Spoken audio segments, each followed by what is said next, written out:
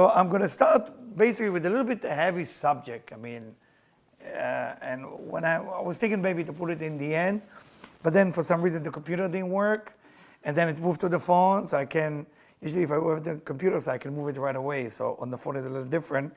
So it's happened to be the first subject. I want to put it in the end, and to build up for that, but it's meant to be, it's meant to be. So to prepare you for that, maybe the best way to prepare you is, I mean, it's pretty depressing subject. I mean, when we talk about death, nobody wants to talk about death.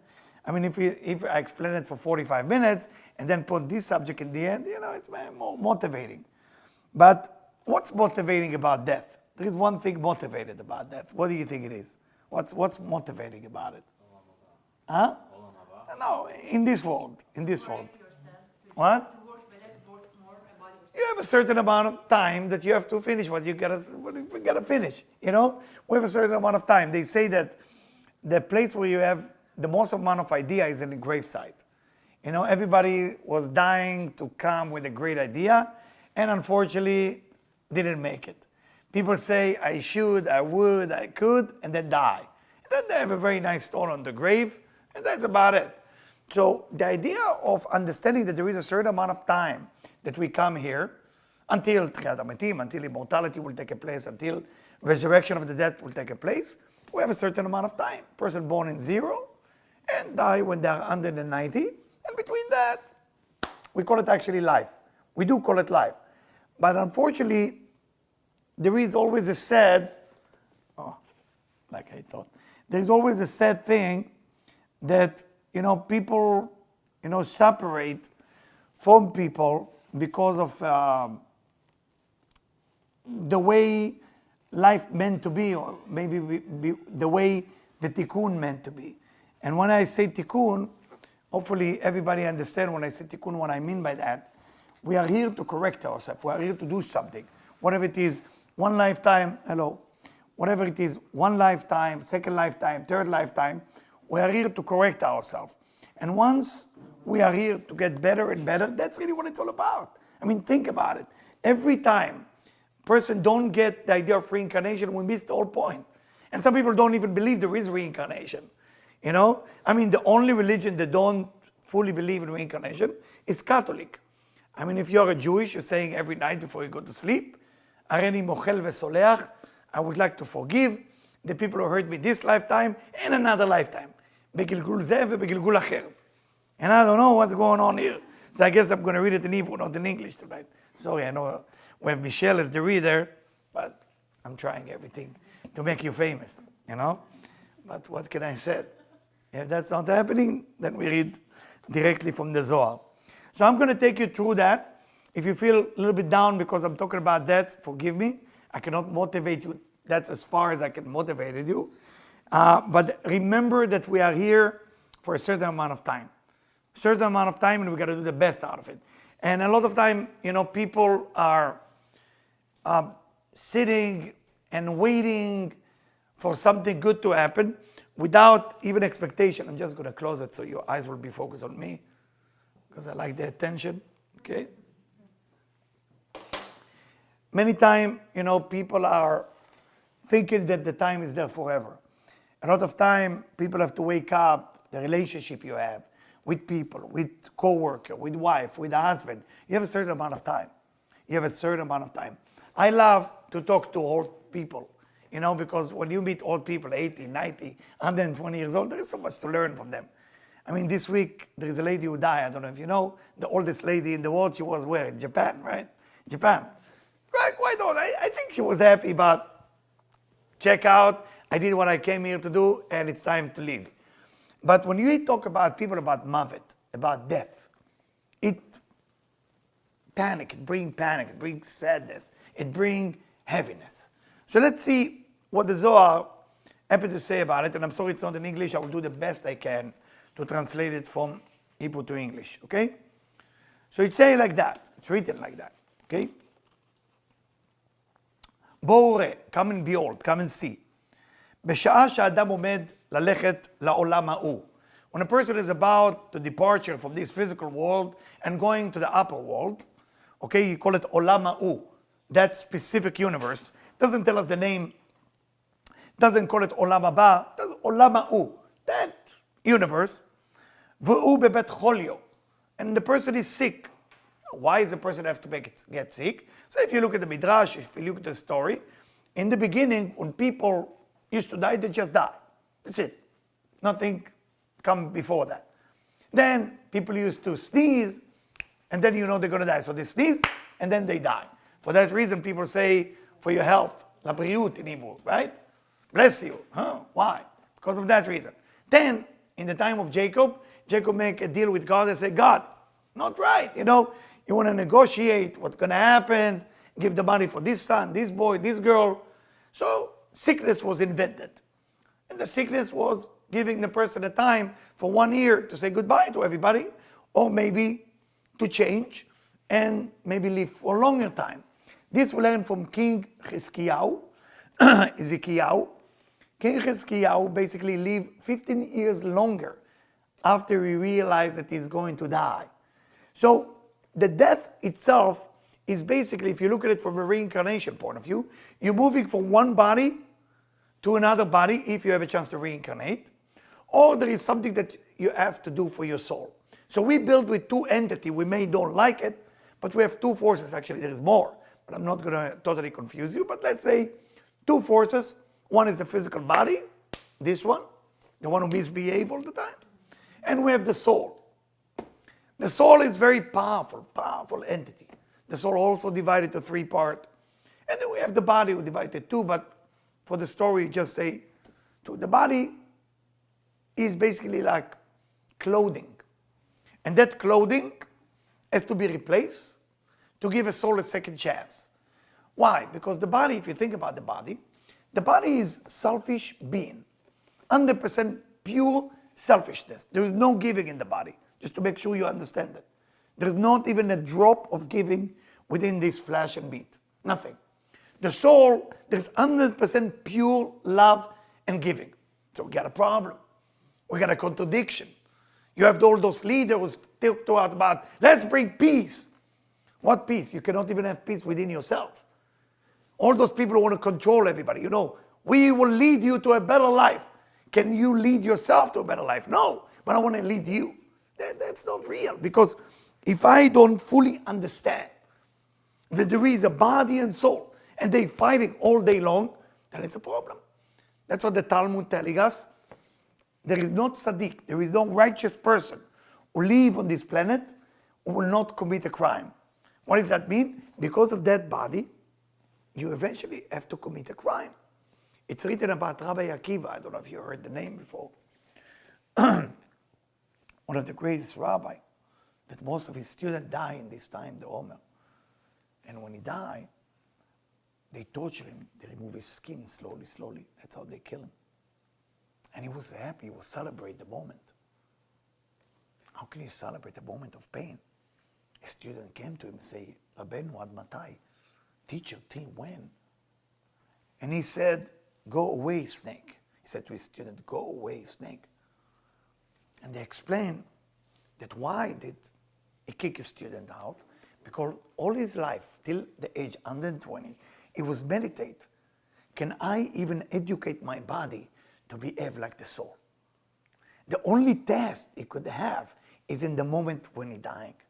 Because when he was alive, he used to talk to the body like it was a different person. He used to say to the body, okay, I'm going to take you to eat now. Now I'm going to take you and have a shower. He talked to the body totally as a separate things from himself. Now, we are not in that level. I mean, maybe some of you, at least not me, but we're not in that. We are very far from that. The body it's a slave. It makes us like slave. The soul want to break free. It's freedom. Freedom. That's what the soul comes from. So the death is giving us a chance to go to a different body and restart again. You restart. I think it was a movie by Tom Cruise, if I'm not mistaken, when he restarts his life every second. I don't know the name. He's like in a war, and again and again. I think it's open. And again he restart his life again and again. I don't remember, but it's the nice concept. The truth, I didn't understand the movie in the beginning. My son helped me to understand it. Then I watched it again, and then I was really happy. So let's see what it says. So when a person gets sick before he dies, באים עליו ג' שליחים. He has 3 messengers. ורואה מה שהאדם אינו יכול לראות שהוא בעולם הזה. And a person, when he's sick, he starts seeing things that you cannot see when you are alive. And there is 3 messengers who come to take care of business. I will try to avoid description of all the details, so not to panic some people, because I want you to come back. And I don't want you to have a nightmare. ויום ההוא יום הדין העליון. And this is called the day of judgment. שהמלך מבקש בחזרה את הפיקדון שלו. At that day, the king is asked back the picadon, what he gave you. You borrow something. What did you borrow? Your neshama, your soul. Your soul, you borrow your soul. Now it's time to give it back. Now there is laws, those of you studying Talmud, how you bring back what you took. And you bring it with damage. Let's say I ask to borrow the car from you. You happen to drive a Lamborghini. Say, I love Lamborghini. I try to impress my friend for a long time. Can I have the car? When I come back, I give you the key. So where is the car? So, the car didn't make it, but the key make it. That's a problem, right? The car never make it, but I have the key. By the way, something like this happened to me. I was in LA. I was traveling before I was married. I was traveling a lot to give lectures, and I had the Nissan Maxima. I had a car. Those days it was a good car. It's still a good car. 1995, and I'm arriving to the airport. So from city to city, when I used to arrive, I used to give lecture, and my friend arrived. It was the wrong friend arrived, and somebody else supposed to pick me up, and he come and he give me the tfilat haderech, the pray that you put in your mirror, pray for that you have a good journey. Tfilat haderech, it's called. And he give me that with a keychain. And I say, I don't see that my friend Yehuda is there. Where's Yehuda? So Yehuda couldn't make it. So where is the car? I said, the truth, the car didn't make it too. So how bad? So those of you who know New York, if you know Queens Boulevard, basically the car was totally lost. And the idea, what I'm trying to make by that, is whatever you took, you have to bring back as it was or a little bit better. Do you think that from the moment you're born, you did more good than bad or more bad than good? It's a question you got to ask. You have to be honest with yourself. You don't have to tell it to your wife, husband, friend. You have to be honest with yourself. Most important thing, if you're a liar, don't lie to one person, yourself. The one thing you never want to lie. You want to lie to God? Go ahead. Everybody do that. Lie to people? Everybody do it. But lying to yourself, that's stupid. That's stupid. There's no reason to lie to yourself. Buy a nice mirror, even if you're just a man. You don't put cosmetic. Take the mirror once a day. Make a confession with yourself. And say, I lied today. And that's it. Close the mirror, put it back in the bag. Be honest. Very important. Why? Because when you go back to where you came from, then if you lie, you wouldn't know what's real, what's not. It's very dangerous. דהיינו הנשמה, אשריהו אדם שמשיב הפיקדון המלך כמו שניתן לו. We've not been asked to give the soul better than we took it. We've been asked to give the soul as we took it. Can you imagine? Easy job. We are not being asked to do better job. They gave us $100, we give $100. Nobody asked us to give $110, $100. But don't give it back 20. Or don't give it back minus $1 million. I'm so sorry, I borrow a lot. Can't do that. I don't know why you're laughing. It's kind of serious subject. All right, but I guess... דהיינו בלי קלקול, ואם פיקדון ההוא נתלכלך בטינופי הגוף, מה יאמר לבעלי הפיקדון? If you bring the picadon, you bring what you borrow dirty, how are you going to look in front of the person who gave you what you received? You have to give it back. How can you look at them? נושא את עיניו, the person raised his eyes, this is before the person died, and should I describe a full description? Is anybody has panic attack, suffering from panic attack? I can skip that. Anyway, I skipped these 2 lines. Those of you who want to read, it's in verse 6. It's okay. You okay? Everybody can handle. Yes, you okay? You are new. You're not going to run away, fear. No, okay? So this is describe what exactly happened in that moment of when the soul leaves. Okay? It's okay? ורואה את מלאך המוות. The person sees the angel of death. There is an angel called the angel of death. That angel stands in front of him, in front of his face. That's why when you go to visit a sick person in a hospital, you should never stand in front of their feet. Never. No matter what happened. Because if they're sick and there is a decree on them that they will die, you're actually disturbing the angel of death, and you don't want to mess with the angel of death. Just move aside and stand where the stomach is. Always here. Not to their head, because that's the entrance to heaven. That's what the Shekhinah, that's what God, that's what the angels are. And to the feet, that's the angel of death. So not here, not there. When you visit somebody in the hospital, to the side. Now, if you can shake their hand, when you hold their hand, you're allowed to take part of their disease away, just to let you know. The verse that you say, a lot of new people, and that's heavy duty subject. What can I do? And the computer doesn't work. A lot of interesting things going on tonight. This is a verse in Aramaic. I'm going to try to write it. Ye'iv, maybe like this. Li, yadecha. Ye'iv li yadecha in Aramaic means give me your hand. But basically, you have a code here, which is Yud Lamed Yud. Is, those of you who know the 72 name of God, it's the second name from the right of the 72 name of God, not the first, not that's the second. Ye'iv li yadecha. So when you meditate, you're allowed to take one of 60 of their disease away. I know the question comes to your head, so we bring 60 people, we make them healthy. And that's it, right? That's what you're thinking. You bring 60 people and everybody will be okay.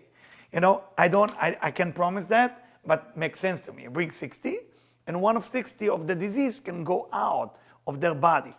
That's what the Talmud writes, that's what the Zohar writes. Malach HaMavet, and he has a sword. He has a sword in his arm, in his hand. המחבל והשליט בשפירת האדם. ואין דבר קשה לנפש כמו הפרידה שלה מן הגוף. Now, as I promise you, to explain that the soul has three parts. Remember, now this is the body, okay? Now the soul has three parts. So the soul, when we talk about the soul, okay, most people think soul is one. Actually, the soul is built from three parts. It's built from, I will try to write it in Neshama, Ruach, Nefesh. Basically, there is a three part that the Nefesh basically is connected to your blood. It's the lowest part of the soul. Your blood type has to do with the Nefesh, what type of personality you have. This has to do with more the elevated. This is your thought, okay? You're talking. Every part of your being is within your soul. But your soul is divided. So your Neshama and the Ruach and the Nefesh are controlling different part of your spirit, of who you are. They call it spirit or Ruach, Neshama, soul, and then Nefesh is the lowest part of the soul. When a person is about to die, those two parts leave. It's in a time of basically 30 days. Okay? So a person knows when he's going to die 30 days before. This is already knowledge. They are aware that it's time. Okay? I don't want to tell you if you ever met somebody who's in the hospital, they usually know. When I was with my teacher, you know, and I have it recorded on my phone, so my teacher asked me, do you see? You know, he was lying there and I was next to him, all the exams, study with him. I said, do you see? And when I saw him look there, of course, I was hope. No, I don't see, and I'm not in the mood to see anything. And he started reading to me what's on the wall, what's going to happen, what's the day. I said, and I gave him his glasses. He said, I cannot see the last letter. So I give him his glasses. So he told me on the recording, he said, Eliyahu, those glasses cannot read what's on the wall. I remember he told me that. And it was, you know, may he rest in peace. Anyway, so there is nothing more difficult than the nefesh leaving the body. It's very painful. Once the nefesh leaving the body, it's very, very painful. הפרידה שלה מן הגוף. Why is it so difficult for the nefesh to leave the body? Because, let me tell you, my friend, we are some people are being afraid that there might be schizophrenic disease. We all schizophrenic in one way or another because we have two entities, but we have more. We have three parts of the soul. We have the body is basically duality. We have so many things going in our being. I mean, women are more tuned to it. Men is more learn how to shut it down. You know, men know how to shut it down. They don't want to know. But women are tuned to it, so that's why they can have so many thoughts in the same time, where men can have one thought, basically doing nothing. Okay? So men, no, seriously, if a man go to vacation, one of the goals is to do nothing. When a woman go to vacation, is to do everything. What? This is when they don't get along. Like, why so many things on your schedule, you know? A man wanna, how can I mean, like fishing. You don't see a woman go fishing all day long. This is not, because it's the same thing. You know, the same thing. You see women with their coffee, with the straw and the nails and the text, everything together, it's too much for the brain. But women are able to involve themselves with the body in so many pieces of information, where for Zohar Emor, meaning Kabbalistically the man, it's not something that they tune to do for a reason. Now, when we're talking about that separation of the nefesh from the body, it's difficult. It's difficult. Now, what happened? Is the angel of death killed the person? No. And that's the revelation. And no met asher roeh et hashchina. A person can only die once, you know, the feet is the angel of death. It's not about the scared. He knows that this is time. But from his head, he see what we call God, or the Shekhinah, or the female aspect of God, because it's written, Velo ireni adam vachai. It's written as, if you remember when God met Moses, he said, you cannot see me because human who will see me will die. And that's what God meant. In the moment that it's the end, this is the time that you separate the body from the soul. Now, why is it difficult? Because we think we are this, nefesh. And some of us hear this, because this is all the physical doing that you do. This is your thought, this is your talk. Most people, unfortunately, in this lifetime, are slave to their acting. They don't even think what they're doing. They don't even talk by thinking. Everything is impulsive. Everything is a reflect. They don't even control. It's all reactive. They react to something. They react to hunger. They react to anger. They react to temptation. They react to addiction. They react to something. So every person is reacting to something. That's called the nefesh. The nefesh is what makes you reactive. When you're able to maintain yourself and say, today, I'm not going to do that. And I'm going to be able to control who I am. I'm no longer becoming slave. And that moment, I'm no longer in nefesh, I start climbing to ruach. And that's why, when a person is about to leave this world, they so belong to the body that they look at the body as like, I can't let it go. I remember when my master, you know, they stole his car. So he was in the middle of study, 6 a.m. in the morning. So I go whisper into his ears and say, teacher, car is gone. So he look at me in the middle of a lecture, he say, the camera is on, it's live. I say, I never had a car. And then he continued. And I'm like, start feeling like very low, like I'm so not spiritual. I didn't know he didn't have a car. I thought that was the car. You know? So me being Israeli in New York, I don't know if you know, New York, Queens, in the winter, driveway, you go like that, so you, ice and all kind of, I think maybe something wrong with me. So in the end of the tefillah, he called me, he said, did you get what I told you? I said, I'm not sure I got it. I mean, I know it was a car and then it wasn't. And he told me that's the same way when a person leaves this world. People are so attached to the body. There's only body consciousness in the mind. So when they're gone, they think everything is gone. But when a person is attached to their soul, to who they really are, that departure is not as painful as people are attached to the body. After all, you don't see gym for the soul. You know, people go to the gym, work on six-pack, work on the muscle, work on all those names that people give the muscles. I don't know, they have name for everything, right? As my daughter tell me, Abba, you also have six-pack. It just covers very well. So yeah, you're right. And that's beautiful. I like the, and the idea is to understand that our body is important because it carries the soul within it. So it's written like that. אחר שהנפש יצא מן הגוף, מי הנפש היכולה להידבק בשכינה ולהתקבל בתוכה? כבר העמידו הדברים האלו. פירושו שוטר, מחבל, מעניש, הורהו כסדר. The idea, they ask a question in the Zohar. Said the nefesh, such a low level.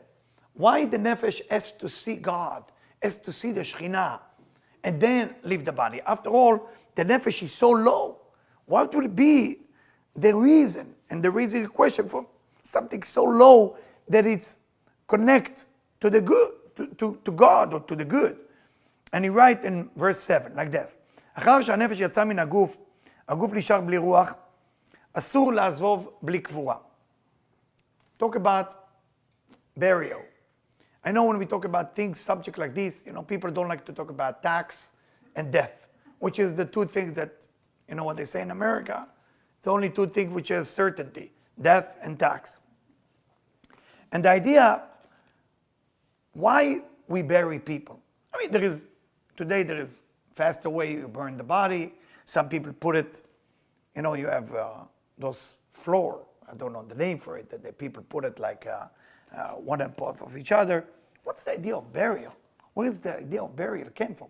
I mean, we know from Abraham in the Torah, but we need to understand the Kabbalistic, mystical, secret meaning and what it does. That if you know relative or people who decide not to create a burial, maybe you can change their mind. And by the way, if somebody, before they die, wrote down that they don't want to be buried, you're allowed to disrespect what they say. Okay? Because after they die, they are begging that you change, that they can sign something else. Why? When you go to Macy's and you buy dress or jeans or something, you have this magnet machine, that the plastic that they touch, and then you want to remove that magnet and then you can buy it. The ground where we came from, we came from the ground, right? From the dirt. What do we call it?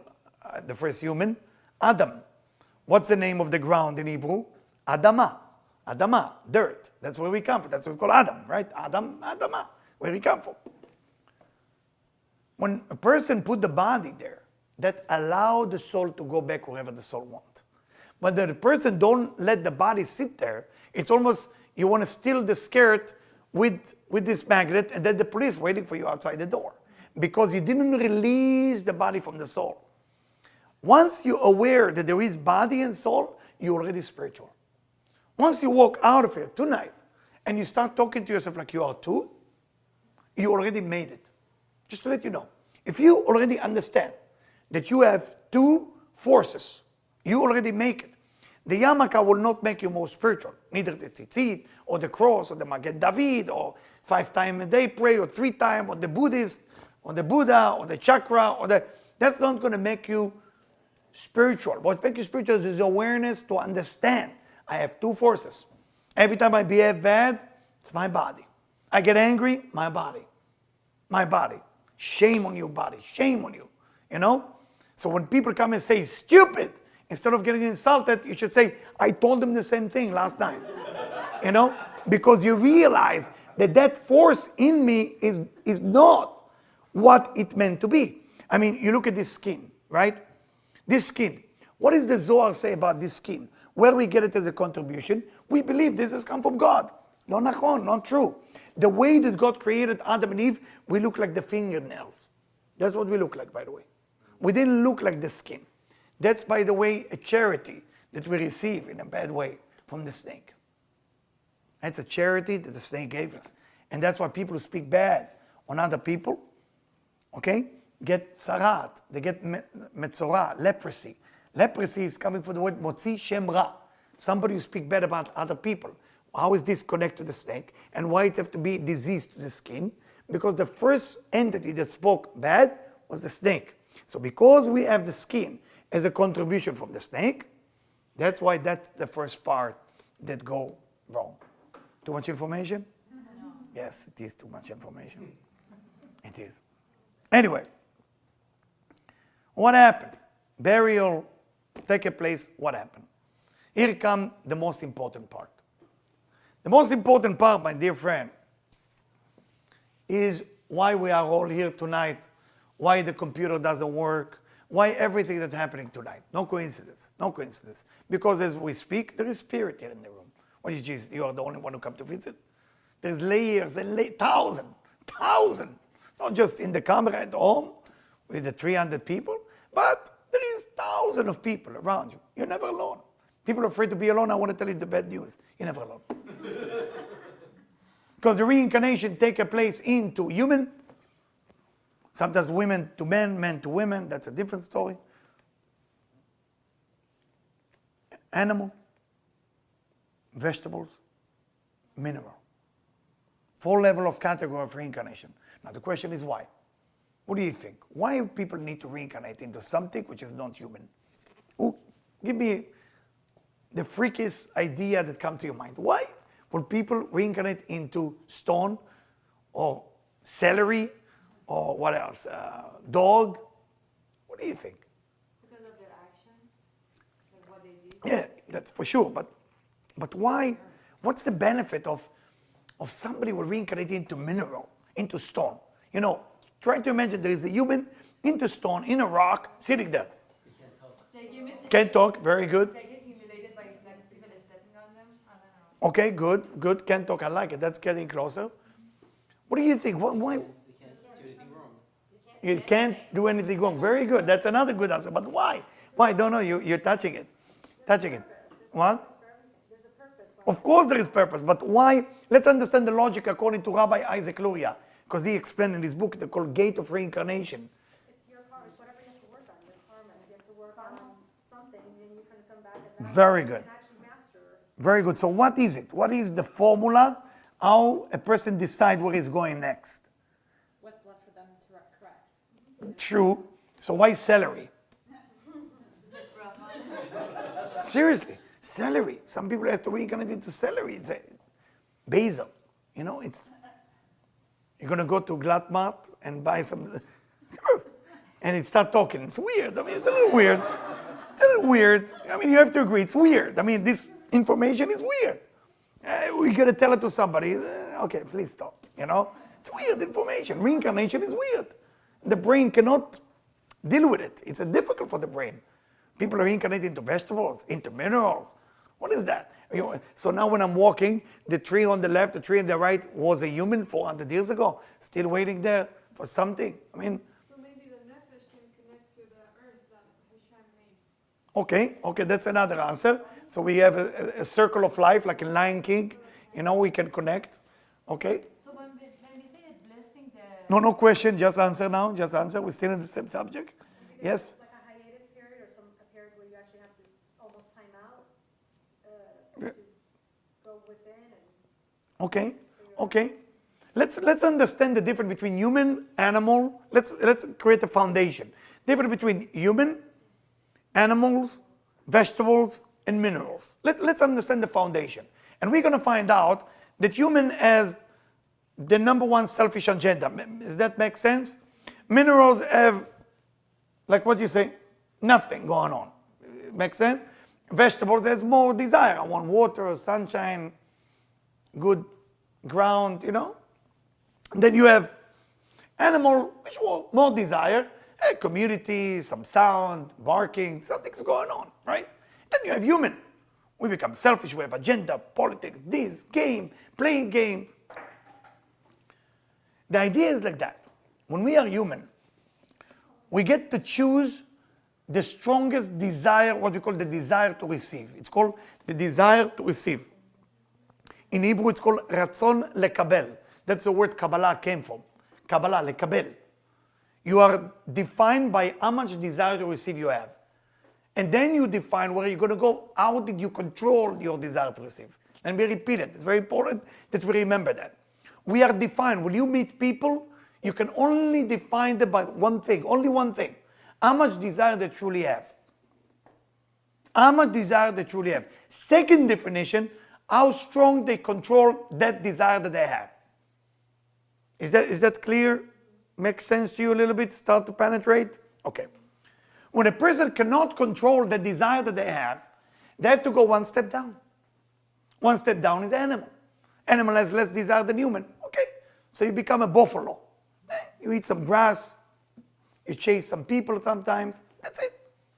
Is all buffalo human? No. Depends on the people who need to be reincarnated.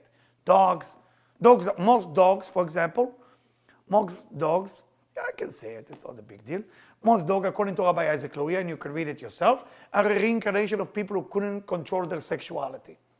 Those of you who have dogs in the house, okay, just to let you know. Okay? Most dogs, rabbit, both of them are for that reincarnation. So the Rabbi Isaac Luria give you every animal why they become whatever they become. Sometimes a person killed someone. So what's the punishment? Electric chair, prison, doesn't do anything. Doesn't do anything. So he has to be reincarnated into a stone. Into stone. Sometimes a diamond. You kill for that diamond, right? The stone basically has no desire at all. Killing is not approaching with your strongest desire what God gave you. God gave you a desire. Use it well. Control it. Couldn't control it. Now, what happened with them? When they become human again. So there is a rabbi that lived in Iraq 180 years ago. It was a rabbi that used to teach in Iranian, and we have few Iranian here tonight, and in Iraq. His name is Rabbi Yehuda Ptaya. He was a student of a rabbi named Ben Ish Chai. I don't know if you remember that name. So Rabbi Yehuda Ptaya used to do something very unique, and I have a group of teenagers this Shabbat who came to listen, and they asked me if I can teach them something super mystical and scary. I said, I don't think you want mystical and scary. And the team, they strong, said, we want it. We want it. So my son, I have two teenagers, so we're sitting together, and he have his friend from yeshiva who came to listen. Of course, we're strong. And I start talking, and then we're going in deep. So today I asked my son, is your friend okay? He says, he's freaking out. So I'm so sorry. So Rabbi Yehuda Ptaya, in his book, it's in English too, if you want to get it, ask Debbie the name. Okay, Rabbi Yehuda Ptaya tell you the details of everything. This is just a nice thing, but he tell you the details of what's happening. And the idea of the reincarnation, when the stone is hanging there, and it's time for that person to go up, a cow will go by that stone, eat the vegetables that next to it. Part of that stone will go into the cow's stomach. That cow will have to go to a slaughtery, hopefully kosher. Then that steak has to come onto your table, hopefully on Shabbat. And then when you eat it, if you meditate, that whatever is in that meat, if there is a soul, I'm willing to elevate that soul into the upper world, then the soul taking a place in the upper world. This is according to Rabbi Isaac Luria. I don't know if you heard of him. His name is the Ari HaKadosh, the Holy Lion. The book exists, by the way, in English. You should get it. The book is in English. I don't have it, but last year I get it for all my students, the Holy Lion or Ari HaKadosh. So all those elevations actually taking in place. I mean, can you imagine? Can you imagine just by eating? I mean, I don't need to tell you. I mean, most of us are supposed to have 32 teeth, 32, which is 22 Hebrew letters, plus the 10 sfirot, the 10 dimension. Together, when you chew the food, you elevate it to a higher level. Now, so it's a burial of the dead person is a necessity for the soul, not for the body. In Yerushalayim, those of you who've been in Jerusalem, they bury the person right away. There's no waiting. Somebody died, let's say at 10 p.m. At midnight, they're already inside. It's kind of shocking. In a way, it's not comfortable. It's not comfortable. You are with them in the hospital saying goodbye. They die. After 9, 10, boom, mikveh, pop, burial. Shocking. But according to this law, we have to believe that we give them a chance to reincarnate to where they need to go. But if we don't believe in it, that's all not makes sense. In Hindu, those of you who ever study Hindu or Zen, they believe in afterlife in a very serious way. They believe that this life is just a practice. In the Talmud also, by the way, the Talmud say, "Ha'olam hazeh prosdor la'olam haba." The Talmud say that this universe is just a whole way to go to the next level. We're just practicing. We're just learning what we need to do and how we need to do. And it reminds me, I don't know if you ever play an instrument. So I play a little bit guitar. And I had many years ago, because again, when you're single, you travel everywhere. So I met a band that at that time I didn't know who I'm dealing with. After a while, I understand. So when they asked me to come and bless them, so I come and bless them. And there is a show in a place called Jones Beach. There is a place like this, right, in New York, Jones Beach. Nobody knows what I'm talking about. There is Jones Beach. Jones Beach. So I'm going backstage to bless the vocal of the singer, and it used to be my job, to the healing, to the thing. Oh, the Kabbalist is here, everybody stop. And I'm doing that job, and then I go sit.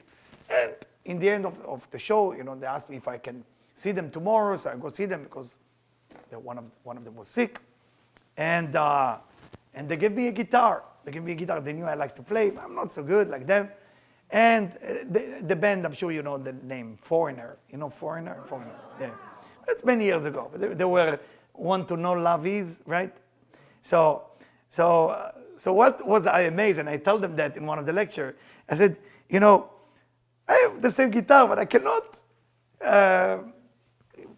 get the music out from the same guitar. Here, that guitar you play with, and that guitar I play with, you can do all these things. I can do maybe Ava Nagila, that's as far, and very nice. And the idea is to understand that your capability of your soul is endless option. So when you get the chance to understand that you have a certain amount of time in this lifetime, take advantage of it. Be excited every morning. That's why you wake up in the morning, you say, Modeh Ani. You wake up in the morning, you say, Modeh Ani. Why you start Modeh Ani? Modeh Ani means, thank you, God, for waking me up. Some morning, we have a lot of things. We have the lawyer calling us before even we wake up. Hey, we got a problem. Then the bank, hey, I got to talk to you. Maybe no Modeh Ani, maybe I go back to sleep.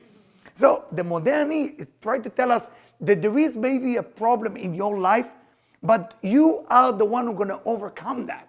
Because you have the solution how to overcome that. Because in the worst time of your life, there is the best discovery. And the discovery that you have in the worst time of your life is yourself. You discover one person, you. You discover how great you are. You discover how capable you are. You discover how strong you are.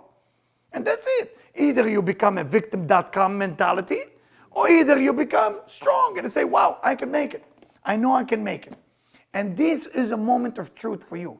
So when we talk about death in the Zohar, אין גלגולים מיד בגלגול אחר באותו יום שנפטר. Some people, as you put them in the grave, 1 minute after, they already reincarnate into a baby. 1 minute, they don't even stay in the grave. Can you imagine? 1 minute. So when people delay the burial, now you know why. They are delaying the chance for that person to go when they need to go. So at that night, there is intercourse between a husband and wife. At that night, there is arrival of that soul to a new body. כדי להיטיב לו, וכל הזמן שלא נקבר הגוף, אין הנשמה באה. If you don't bury the person, there is no chance. ואינה יכולה להיות בגוף אחר בגלגול שני. And it cannot go to another body. כי אינם נותנים גוף אחר לנשמה עד שיקבור הראשון. Because God will not permit to give a new body until the other body is fully covered. So the idea is to truly understand it. Now, a few weeks ago, I confused few people, like I enjoy doing a lot, and the idea that we have two bodies. So somebody was shocked when I said we have two bodies. So coincidentally, I found that in this Zohar, verse 8, because if you're not confused enough tonight, I want to make sure you live confused. Because if you say, one of the things my teacher taught me, say if everybody liked your lecture, you wasted your time. If everybody left confused or angry, something was not clear, you did something with your life, I agree with him. It took me time to agree with that. Anyway, Umin Eliyahu Teda. You learn that from Elisha the prophet. שהיה לו בית גופים. He had two bodies. You need to learn you have two bodies. אחד שבו נראה למטה לבני אדם. One body is how you appear to people when they see you. ואחר שבו נראה למעלה בין מלאכים עליונים קדישים. And another body that how you appear after a person die. Not the soul. I'm not talking about the soul, guys. There's the body. So what does this body look like? Does it look like you? Exactly like you. Just it's not from flesh and meat. It's from light. Totally from light. try to imagine yourself, but there is no flash, like my finger would go through. I mean, no, there's no finger. Everything's light, you understand? It's all light. There is a movie that can explain it to you in a better way. The movie, it's not a great movie, but the story is great. It's called Astral City. You know that movie? Anybody saw it? Astral City. You saw? It's a Brazilian movie. Subtitle. I highly recommend you watch it. It's a Brazilian movie. Highly recommend it. It will help you to understand a little bit about a lot of things. Now, let's move to another subject. Any question on this subject? Sorry, it took me long.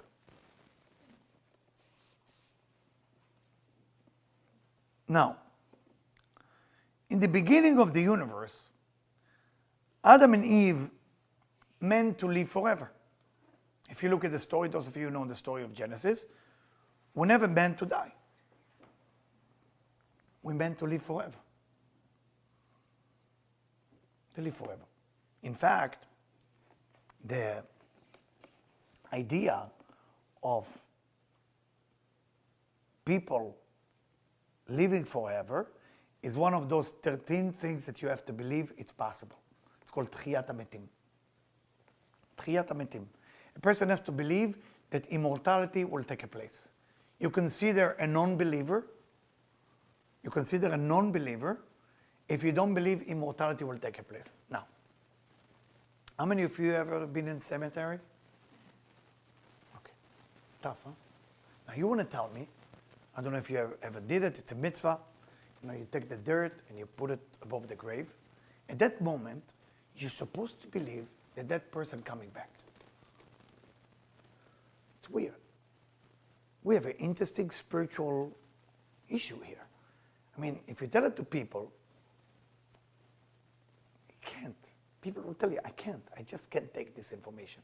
First, you didn't see somebody jump out of a grave and start running beside the Michael Jackson movie, what, I don't know the name of the song, but there is something that they jump out of the grave. That's it. That's as far as you saw it. Nobody sees somebody come out of the grave. And here they tell us that Adam and Eve meant to live forever. How does it feel, living forever? Rabbi Isaac Luria, in his book, explained that there is two types of immortality. Two types. There is immortality when people jump out of a grave. That's one kind. That will happen only in the end of time, when what we call the Messiah will come, the temple will be built, kibbutz galuyot. And there is another type of immortality that is in our generation, is when the organs of the people start growing back. Didn't happen yet. Meaning, beside the liver or your nails, some of you still have hair, not my case, that it grow back. You cut it. Usually my omer is, and not the omer is the same. I cut the others, it stays the same. Thank God we have yarmulke. So the idea is liver, you know about liver, if you cut the liver will grow, or your tongue, it will grow. There is immortality there. You know that, right? I don't need to tell you. But if somebody, God forbid, Chas v'Shalom, lose finger, it doesn't grow. It's waiting, nothing happening. Nothing. It stays short. Or Chas v'Shalom, somebody has a problem in his mouth, tooth, this, need to put it, the roots gone. Doesn't just take it out. Can you imagine? There will be no work for the dentist. Just take it out, and you want to grow the next month. Great job. I mean, can you imagine a life like this? That's how it meant to be. It meant to be exactly like that. Why do we need to know that? Why is it important for the Zohar to remind us what we lost? We lost it. Second chance we had to get it back, those of you who know the story in the Torah, in the Bible, is on Ma'amad Har Sinai, when we received the Torah. When we received the Torah, it's written that all Bnei Israel was capable to live, to experience immortality again. But it didn't take a place. It didn't take a place, unfortunately. Why? You know why? The golden calf. Yeah. So what is that concept of immortality? What does it mean?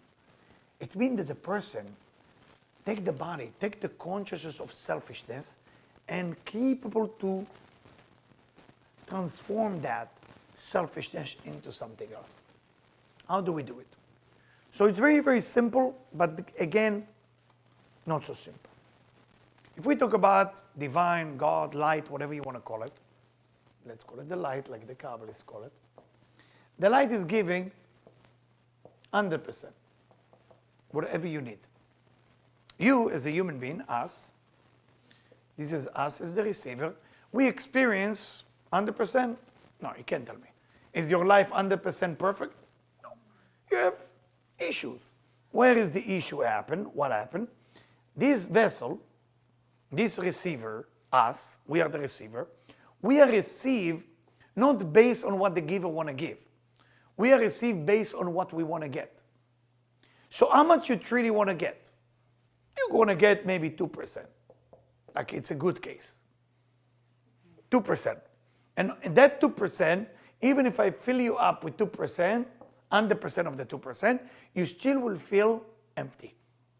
Why? There is two forces in the receiving, and please listen carefully, it's a little bit complicated. There is two ways to receive. One, I want to receive it because I know there is a force who want to give me. And one, I want to receive because I don't have. Would you be able to remember that two things? Again, one, I want to receive because I don't have. One, I want to receive because I know there is a force who want to give it to me. One, I want to receive love because I don't have love. One, I'm willing to receive love because I know there is so much love out there want to come to me. Okay, this is two laws in this universe, in this physical universe. You got to remember those two rules. Again, the one that say I want to receive because I don't have, no matter how much you're going to give them, they will be depressed. It's a waste of time. That called ma'arechet ha'tumah, the system of impurity. The other system that was more clear in the time of the Baal Shem Tov, I don't know if you ever heard the name Baal Shem Tov. Baal Shem Tov was a Kabbalist, or the father of Hasidut, in the city of Ukraine, Mizebush. If you never have been there, make sure you go to his grave. It's a very, very holy place. And he discovered this thing that was already exist, but he makes sure that other people will understand it. And he writes like that a lot of people getting excited when they get what they want based on what they don't have. And a lot of people get excited when they have desire for what already exists. If you connect to what already exists, you're going to be happy no matter what. Because if you think about it, today I had a phone call from a grandson of somebody who was very famous in a Forbes magazine. One of the top richest people in America. A grandson. Pick up the phone and call and talk to me. And he asked me one of the toughest questions. I said, Eliyahu, I mean, I don't know all the people that he know, but he know a lot of people in politics, and a lot of people doing money, famous. He said, why people who are super rich, super famous, or super that, in the end of their life, they're miserable? Is it a punishment? I said, God forbid. I don't believe in punishment. I don't believe in something like that. There is something we need to understand here. I said, let's find out from the Torah, from the Talmud, from the Zohar, why God created the world. What's the purpose? And you're going to see there, it's one verse. Bara et olamo le'etiv le'nivra'av. God created the world for one reason. Very interesting reason. Le'etiv le'nivra'av. You know what means le'etiv? To do good for his creation. To do good to his creature, us. That's what's the purpose of God. Somebody who doesn't enjoy this universe, who doesn't know how to receive the 100%, something is wrong. Or is busy with the 2% of Gucci, Mucci, Tucci, whatever it is. But there is way more than Gucci, Mucci, Tucci, who's right, who's wrong. A couples who have $100 billion to their account and they're fighting who's wrong about how you should do the kitchen, stupid. If I walk in, I would not be afraid. Say, you dumb. What's wrong with you? Go enjoy your life. God gave you this freedom of financial freedom, great look, great brain, so you can enjoy. What to enjoy? This. 100% of what he want to give you. The money is just a gift. The look, it's a gift. The wisdom is a gift. It's a gift, take. But you use the gift in a stupid way to fight, to say who's right, who's wrong. What are you doing with your life? Sometimes I find myself have argument with my wife on a stupid thing. And my kids, when they were young, nobody knew what we were arguing about. We speak Hebrew in the house. So they're American kids, but now they understand, right? So when they hear the argument, they look at us like this. One is 18, one 17, one 14, going to be next week. They look at us and say, you have to upgrade your argument. It's a little bit stupid. Stupid. And we feel so bad. We look at each other and say, well, I'm working on it. I say, it's the same thing. You have the same conversation, so many years, the same thing. It's boring. And then we laugh. It's kind of funny. We get embarrassed, but then we laugh. It's stupid. Because we have argument on this stupid ego. Stupid ego about what? Or put the knife here, and now the knife should go this way. It should go on the left, and the fork should go on the right. And why did you turn the light off, and how come you forget your underwear on the floor? What is going on with us? We're losing time. We're losing time. The divine telling us one thing, I want to give you everything. Don't believe those people who tell you God want to punish you and make you suffer. People who tell you this don't know God. God only wants le'etiv lenivraав. Le'etiv lenivraав. Remember, I was working in about 7 years ago. We created a program, me and another Chabad rabbi, 2 ministers, and a Buddhist. We get a program for 250 kids in a rehab place. A tough rehab place in Florida. I used to work in 5 places. That's one of them. And we used to divide the room by 5 of us, and everybody take a group, and then we gathered it together. And there was a kid, very tough case. His mother and him was in the same rehab. They were from New Jersey. And the tough part about it was that they get introduced to what she was doing, and that's how it became. Then in that group that I'm running, she's sitting next to me. We in a circle. That's how we do it. We sit in a circle and we talk. We go into the 12th step, if you know what it is. And my job was only to bring the spiritual part of it, not to bring the psychological part. It was psychiatrists, it was other people, but I used to help with the spiritual part. And the tough part was that son, that kid, very young. So we talk about the divine, the creator.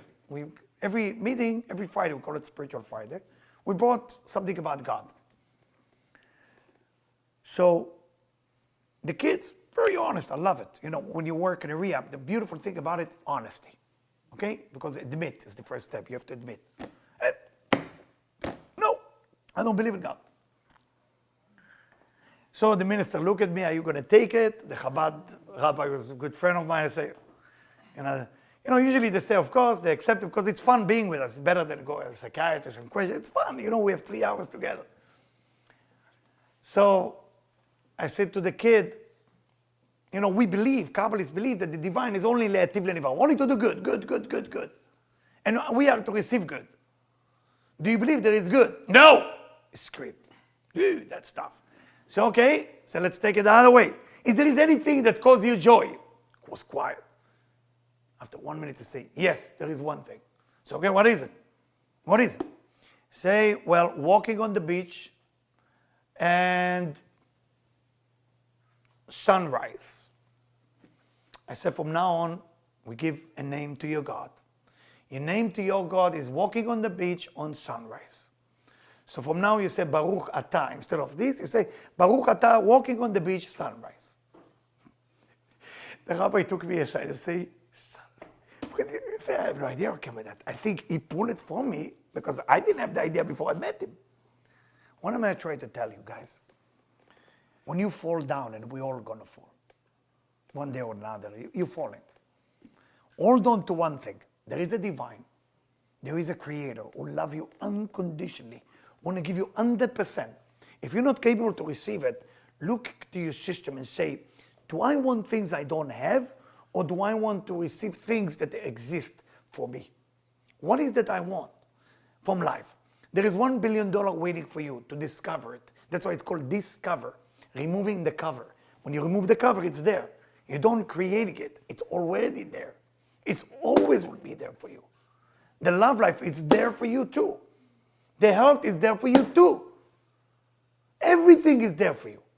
But are you willing to be able to draw that tremendous amount of energy that is waiting for you? That's up to you. And that's what the Zohar, go back in verse 334. It said, what happened with Eve? It says she saw the tree of knowledge. And she said, the tree has lust in it. L-U-S-T, lust, passion in it. Passion for the eyes. And the idea, when we look at things, you look at a person who has better life than you, money-wise, better car, better wife, better husband, better situation, better kids, better degree, better school, better neighbor, better house, better something. What happened? The ta'ava la'inaim. All of a sudden, the lust, the passion, the addiction, all of a sudden wake up. But what is addiction? What is exactly addiction? What is lust? What is passion? It's always less than what you meant to have. Please remember that. Always less than what you meant to have. Every time you woke up, your passion, I want it, no. That's the time you just sign a contract to receive less. Most people, you go to course, Tony Robbins, Les Brown, who else is there? Zig Ziglar, all those famous people. All the courses say how to get what you want. On the next course, how to get really what you want. Then the next, how to get really, really what you want. There's no course to how can you let go of what you want. You ever heard the course like nobody? They don't say how to let go of everything you ever wanted. No, I'm going to the course how to get what I want. Because people think that what they want is tremendous. It's not even scratching the dust of what the divine want to give you. The amount of happiness that you can receive in the moment that you connect to the divine want to give you everything, there's endless amount of happiness. There's endless amount of happiness between you and your wife. Endless amount of happiness and joy at your work. Endless amount of happiness when you walk just for no reason. So it's not when people have the billions of dollars is what the punishment. That's not the punishment. God forbid. God wants you to have more. The problem is God wants you to have more. Always more. Always more. Doesn't matter how much you dream, it's not even scratching the amount. So when people tell you, oh, it's too greedy, a Christian, the Catholic call it gluttony, I think, and the Jewish, they call it the Jewish guilt. I always say to people, what's the difference between a Jewish mother to a Catholic mother, right? Catholic mother say to her son, if you don't eat it, finish the food, I will kill you. A Jewish mother say to her son, if you don't finish the food, I kill myself. Different type of guilt, right? So just a different level. But in the end of the day, it's one thing. One thing is we give our kids, we give our people, and I'm doing it many times. I find myself, why did I say that? There is enough. There is so much more for you. But when a person having his first billion, first million, first 100,000, first house, then people allow themselves to fight. Why? Why are you fighting? What happened? That's all what you want? What happened to your drive before you get to the first billion? What happened to your drive before you get your first car? What happened to your drive before you get your first house? What happened? You remember that desire when you both of you were poor and you were just saying, one day we're going to have our own house. Now you have your own house. Why are you fighting? Because your desire starts going down. And when your desire starts going down, it's coming from being satiated. It's coming from being fulfilled. It's coming from being in a place that, I think that's the sign you give to the universe. You actually tell the universe, I have enough, it's okay. No, don't be like that. Always keep the desire on. When you have desire on, ego will go to the side. I had to give a course to business people only in New York. It was fascinating, hedge fund people and bankers, And the funny part, they tell me, how do you define who's making it, who's not making it? I say, if you're looking for recognition, say goodbye to money. If you say goodbye to recognition, welcome the new money that's coming in. If you care about what people think of you all day long, you're not meant to be rich. That's not your job. You want to be famous, right? You want to be famous. Not every famous person, by the way, is rich. I want you to know. Not every famous person make it in the business. A lot of famous people lose their money when they're 38. If you don't believe me, go on Google after the lecture and go see the sport people, what happened to them after they have $20 million to their account. You start to see all what happened. Because what they drive was money? No, it was... Exactly. If all what you care, you keep shining your name, on the office, you don't even need this name. What do you need the name for? People need to know I'm a lawyer. Put it on the door. People need to know which college I went to.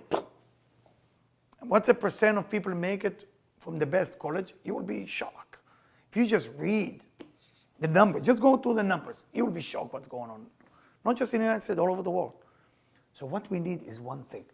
You want to give a gift to people you love? You give them, actually, I give you 2 gifts to give them.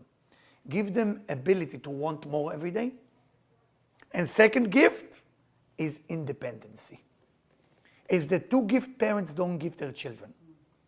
Parents don't want their kids to be independent. Second gift the parents don't want to give the children is desire. Right? You go with your children when they're young to a toy store. By the way, only one. I hear parents say to their kids, only one. Why only one? You just killed the spirit. Only one. Only one. I used to play a game with my kids. I didn't come for money. So we go to a mall and we go to, it used to be Toys R Us. So some of you don't know what it is, but it's gone. You know what Toys R Us? Okay, we go to Toys R Us. And I tell my kids for the education, you get as many things as you want. And my wife looked at me and said, well, what, are you crazy? Everything. I mean, how much a kid 3 years old can carry? There's everything going for. So I said to my wife told me, but they're going to get disappointed. You're going to get the one thing. I said, yes, but the negotiation, the desire, they develop some skills. It's good for them, Always make sure the people you love, always tell them you're not wanting enough. You want to grow. You want to become a better person. Want more money, want more. Never stop. In the moment you stop, there is something that replaces the desire. You know what it is? It's called, make sure it's in red, very simple. It's called ego. You don't have desire, you're going to have this instead. You have to choose ego or desire. Last thing, next week, we have the Ilula, the death anniversary. I shouldn't even say death, because he chose to leave this universe of Rabbi Shimon Bar Yochai. Rabbi Shimon Bar Yochai wrote the Zohar.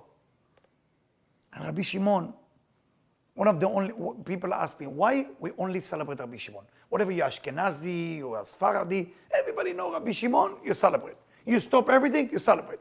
What about Abraham, Isaac, Jacob? Rabbi Shimon. Because Rabbi Shimon achieved a level that no other human being can do.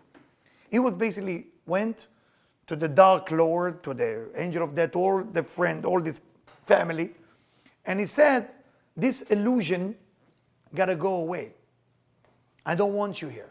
When Rabbi Shimon Bar Yochai was alive, it said the rainbow was never shown, meaning the judgment was never there. The illusion was never there. He removed any illusion. So next week, we stay awake all night. Stay awake. I'm traveling to Israel with the family, but our house, of course, will be open to whoever want to study all night. Zohar.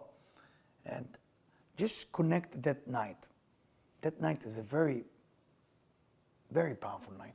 Wednesday night, and everything that you wanted to happen in your life at that night, if you stay awake, have a desire, connect to the Zohar.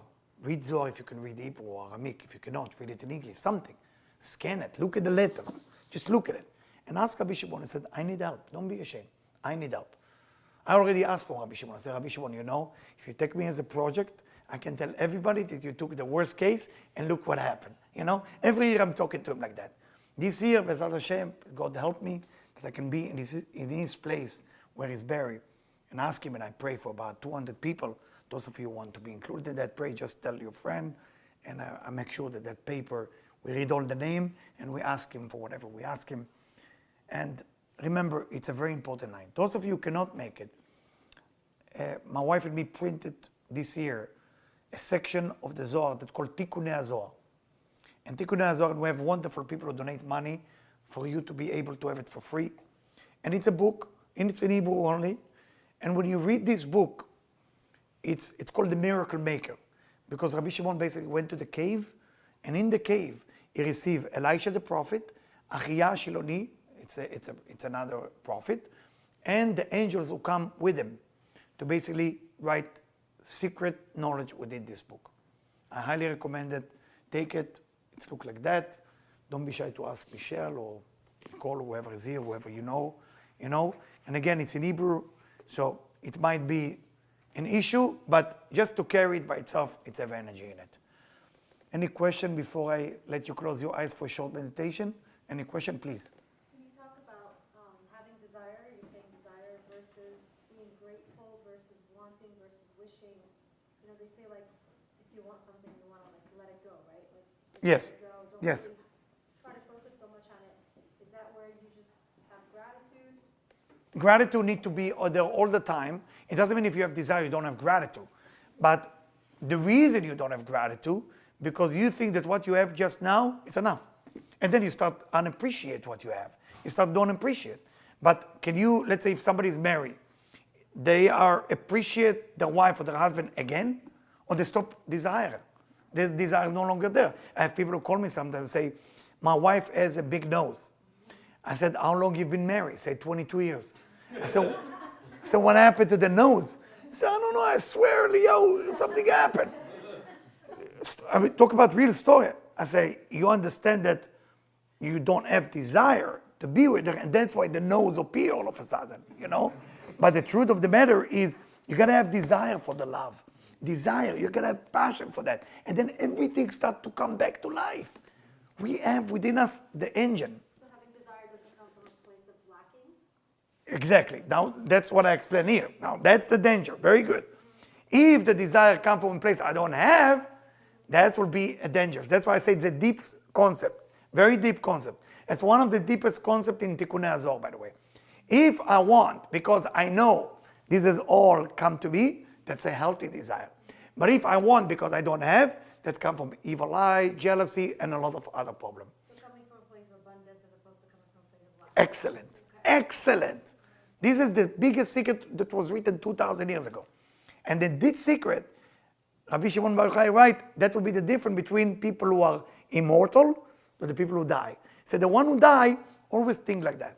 And he said they're already dead while they're alive. But the one who are even die and all their life thought like this, they're alive forever. Very good point. Thank you for sharing that.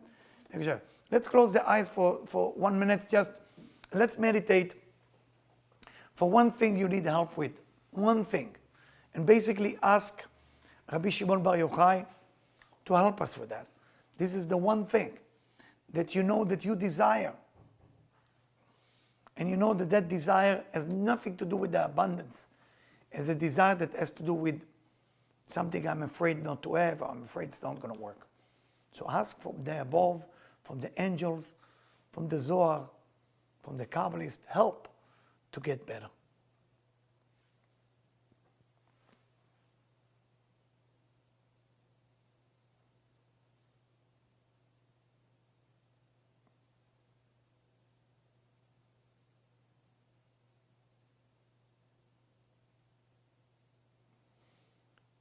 Thank you. If you don't mind to look at each other's eyes and say thank you for being here tonight, please. Okay? Thank you for being here tonight. And thank you for everybody. I really appreciate you all came tonight. Thank you so much.